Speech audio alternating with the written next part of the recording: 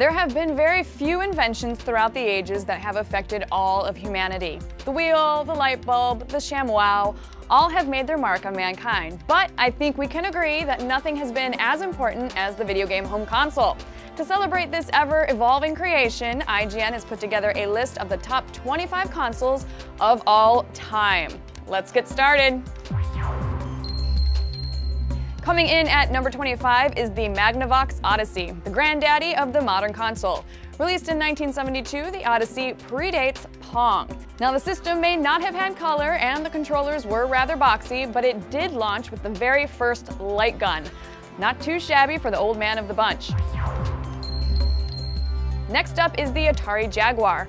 When the Super NES and Sega Genesis were bragging over 16 bits of processing power, the Jaguar packed 64.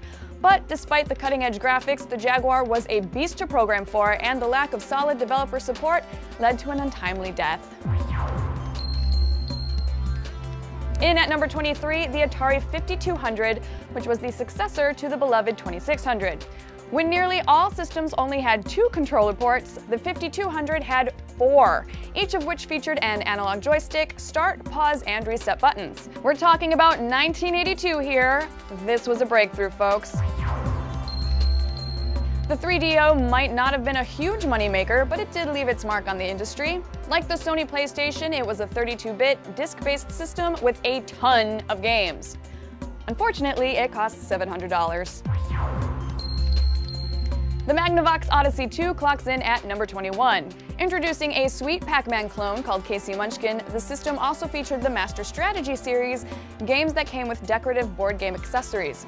Sporting a full keyboard and optional speech synthesizer, I think it's safe to say the Odyssey 2 was a bit ahead of its time. Well, that wraps up spots 25 through 21 of IGN's Top 25 Console Countdown. Thanks for joining us, and stay tuned for the next round.